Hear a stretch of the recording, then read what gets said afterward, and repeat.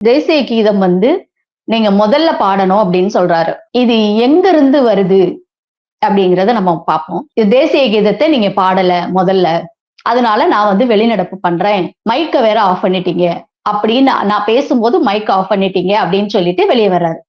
இது இன்னைக்கு சட்டசபையில நடந்த விஷயம். வெளியில போயிட்டு ஒரு 13 பாயிண்ட் அறிக்கையா வெளியே விடுது ஆளுநர் மாளிகை. எக்ஸ்ல போடுறாங்க.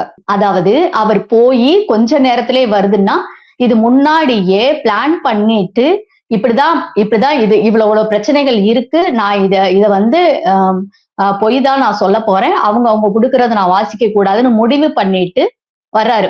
கிண்டியில இருந்து இதுக்கு மெனக்கட்டு கிளம்பி பெட்ரோல் போட்டு இவங்க பின்னாடி எஸ்காட்லாம் இது தேவையில்லாத செலவு தான். பாவம் அவருக்கும் தேவையில்லாத அலைச்சல். அவர் ஆளுநர் மாளிகையிலேயே இருந்திருக்கலாம். வர முடியாதுன்னு சொல்லியிருந்தாருன்னா ஒரு விஷயமா போயிருக்கும். இப்ப இதுக்கு வருவோம். இன்னைக்கு நடந்தது வழக்கம் போல் மைக் ஆஃப் பண்ணிட்டாங்க. எனக்கு போன வருஷமே தேசிய கீதம் பாடலன்னு தான் ஒரு விஷயம் வந்தது.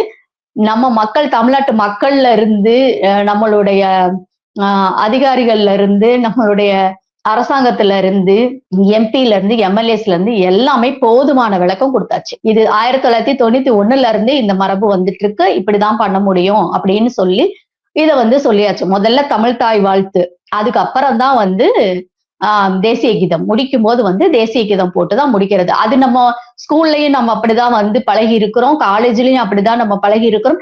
அரசு நடத்துற பொது நிகழ்ச்சியிலையுமே நம்ம அப்படிதான் பழகி இருக்கோம். சோ இதுதான் தமிழ்நாடு. முதல்ல தமிழ்தாய் வாழ்த்து.